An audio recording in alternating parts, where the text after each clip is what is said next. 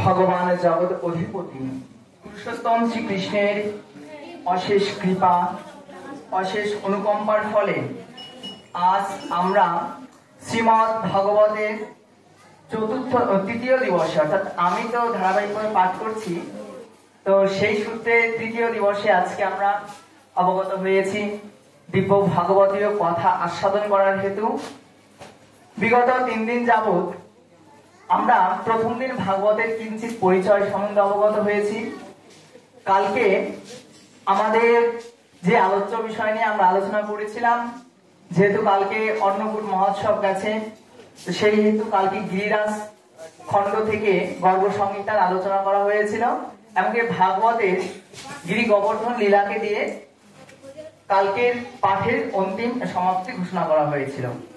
যাই হোক, শ্রীধাম বৃন্দাবনস্থ কেশিঘাটস্থ শ্রী শ্রী রাধা মুরারি মহন্ত সেবাকুঞ্জের ভূতপূর্বক সর্বাধ্যক্ষ বিশ্ব বরণ্য পরিব্রাজক আচার্য বৈষ্ণব সেবার মূর্তিমন্ত বিগ্রহ বৈষ্ণব মুকুটমণি অনন্ত বিভূষী সম 108 শ্রী শ্রী মুরারি মহন্ত দাস বাবাজি এর কৃপাধন্য খরিঞ্চা শ্রী শ্রী রাধা গোবিন্দ সেবাশ্রম মনিরামপুর যশোর এর সর্বাধ্যক্ষ শ্রী নারায়ণ উত্তম গোস্বামী শ্রী চরণাশ্রিত আসমদীয় শ্রী গুরুপাদ পদ্ম শ্রী সুদামা কৃষ্ণ দাস গোস্বামী মহারাজের অহৈত কৃতিপাদ।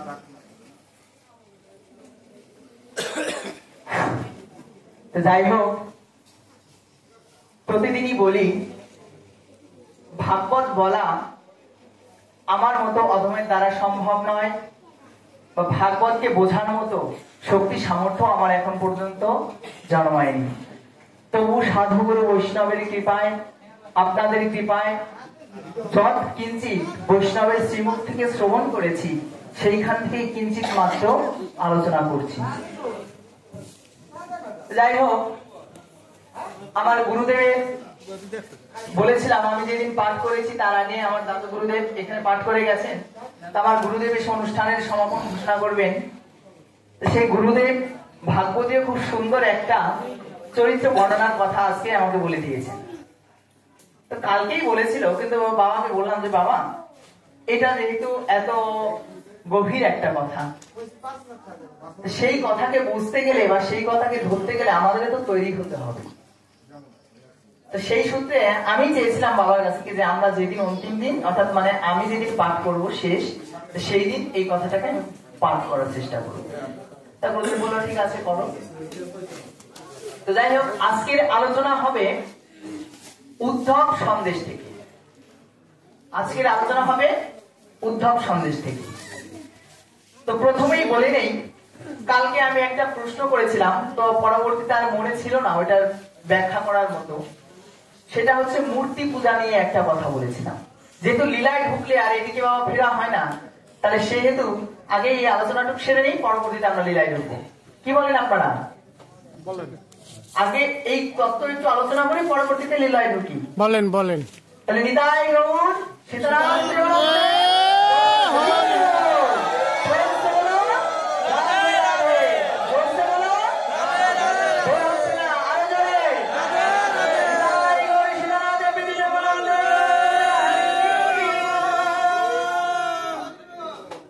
দেখো, কিছু পেতে গেলে তো কিছু দিতেই হবে।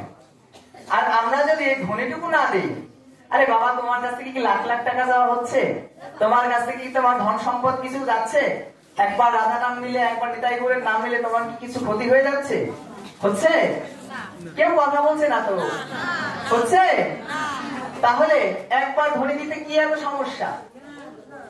তাও যদি আমরা না দেই, তাহলে তো ভাগবতের একটা কথা আছে, তাহলে ভাই আর বোন এসে আমাদের আক্রান্ত করে দিবে। এখন ভাই আর বোন কেমন বলছে, পাঠে 2 জন ব্যক্তিকে নিমন্ত্রণ না করলে সবসময় চলে আসে। কারা কারা? তাদেরকে নিমন্ত্রণ করতে হয় না, তারা সবসময় আগে আগে চলে আসে। তা সেটা কি? প্রথমে মহারাজ খুব ভালো পাঠ শুনতেছিলাম, আধা ঘন্টা যাওয়ার পরে মনে হচ্ছে একটু এইভাবে বসি। তা এইভাবে যখন বসি, এইভাবে বসার পরে তাতেও পেট ভরে না, তারপর মনে হচ্ছে যে একটু এরকম ঘুমিয়ে পড়ি। তা এই 2 ভাই বোনকে আর ডাকতে হয় না, অর্থাৎ আদর্শ নৃত্যকে কখনো ডাকতে হয় না, এটা না ডাকলেও চলে আসে। তাই এদের দূরীভূত করার জন্য মাঝে মাঝে কি বলতে হবে? प्रेम से बोलो राधे राधे, जोर से बोलो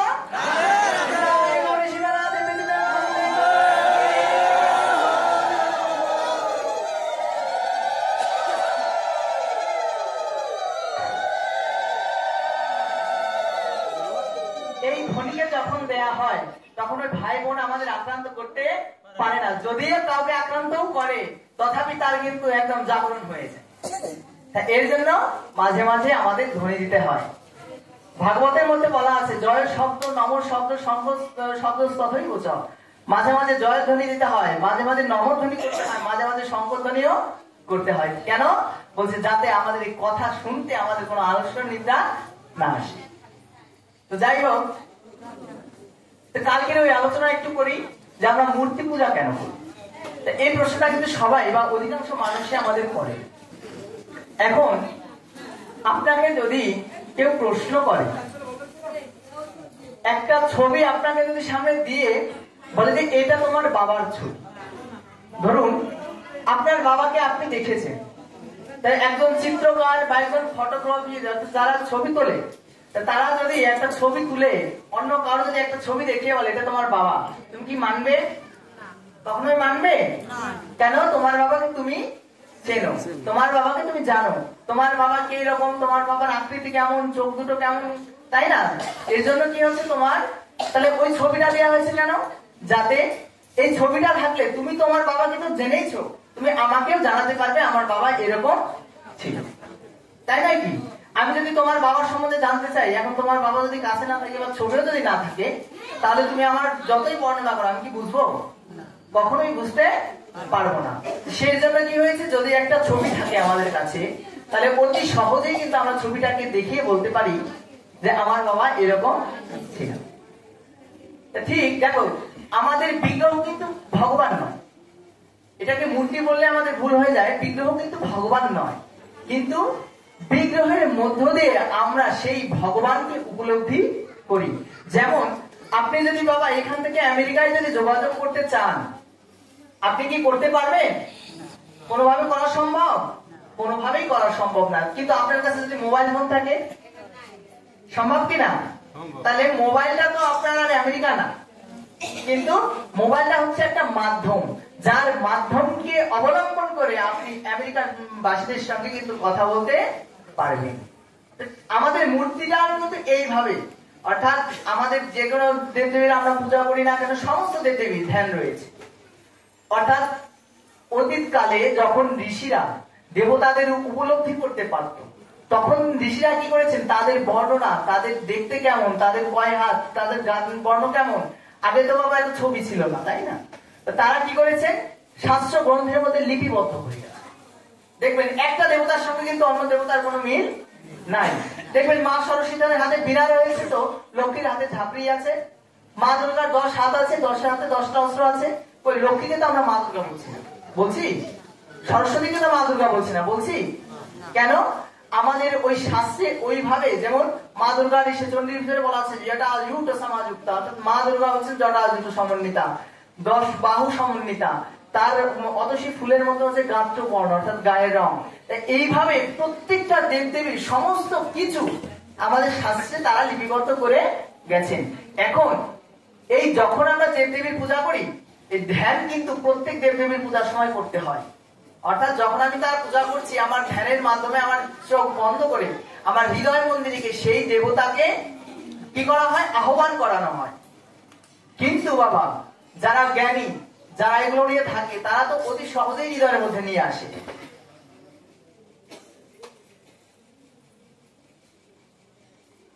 কিন্তু আমার আপনার মতো সাধারণ ব্যক্তি,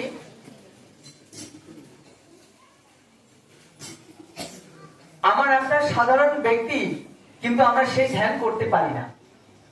শেষ পর্যন্ত কি করা হয়েছে, তখন যাকে দেখে আমরা ধ্যান করতে পারি বা যাকে দেখলে আমরা সেই দেব দেবতাকে অনুভব করতে পারি, আমাদের চিন্তায় যেন সেই দেবতা থাকে।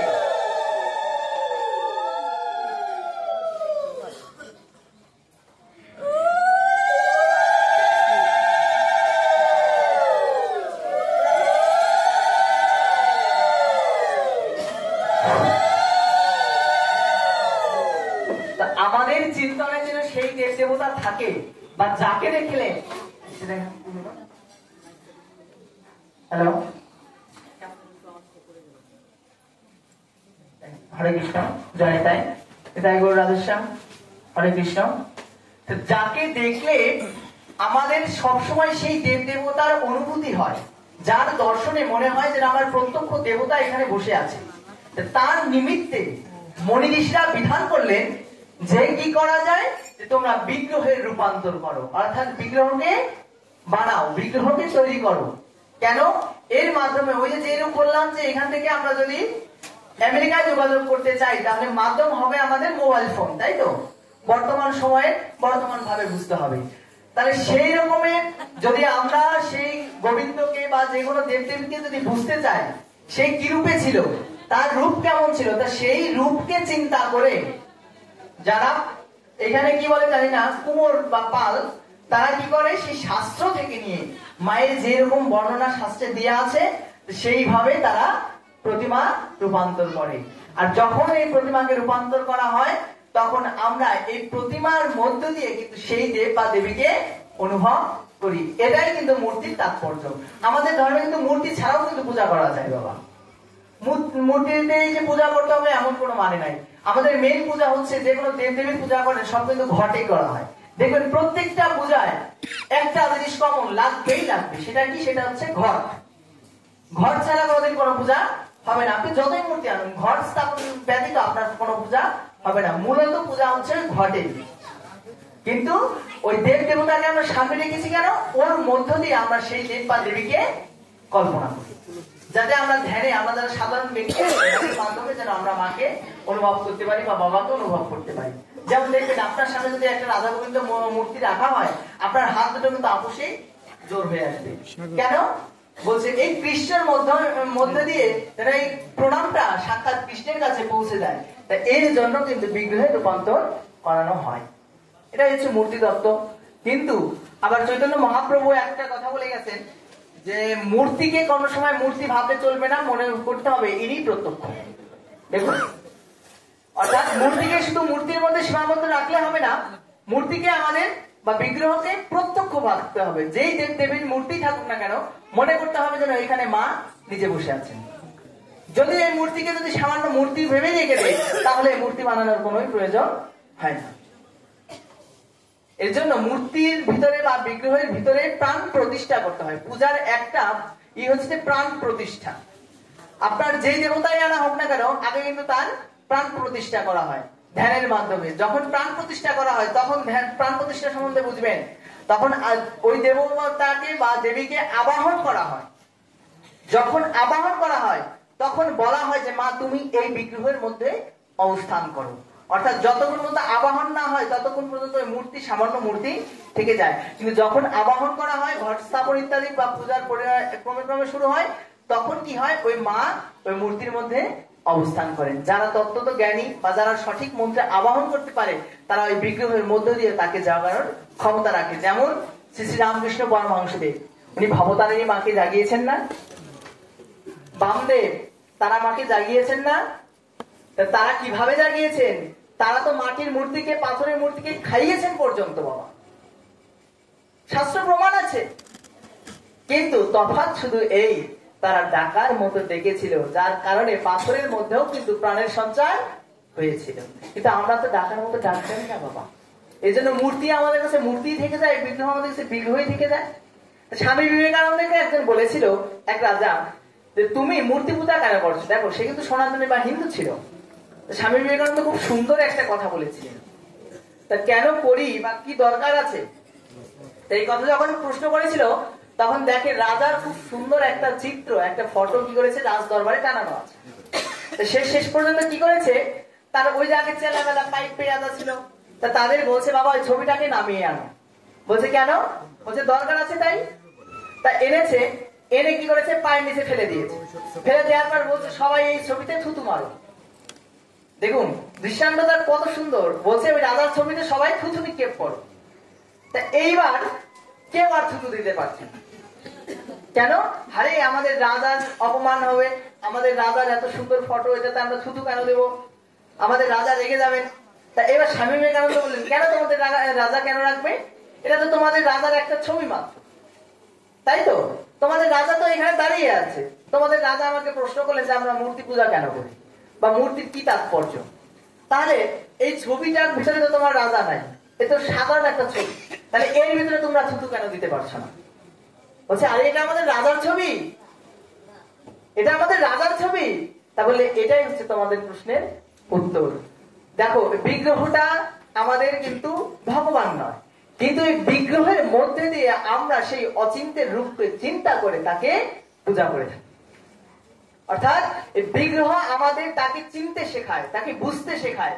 এখন বলে কৃষ্ণ কে এরকম, আর সবাই তো আর বাবা বর্ণনা জানবে না, সবাই তো আর শাস্ত্রীয় ভাবে পড়ে না, কিন্তু আপনার কৃষ্ণের মূর্তি যখন দেখবেন ত্রিভঙ্গ ঠামে দাঁড়িয়ে আছে, তখন দেখবেন কৃষ্ণ হচ্ছে ত্রিভঙ্গ ঠামে দাঁড়িয়ে আছে, যেটা শাস্ত্র থেকে নিয়ে পরবর্তীতে তার বিগ্রহকে রূপান্তর করা হয়েছিল। তা এই জন্যই আমরা মূলত বিগ্রহকে রাখি। বিগ্রহ ব্যতীতও কিন্তু আমাদের পূজা হয়। এখন অনেকে বলে বাবা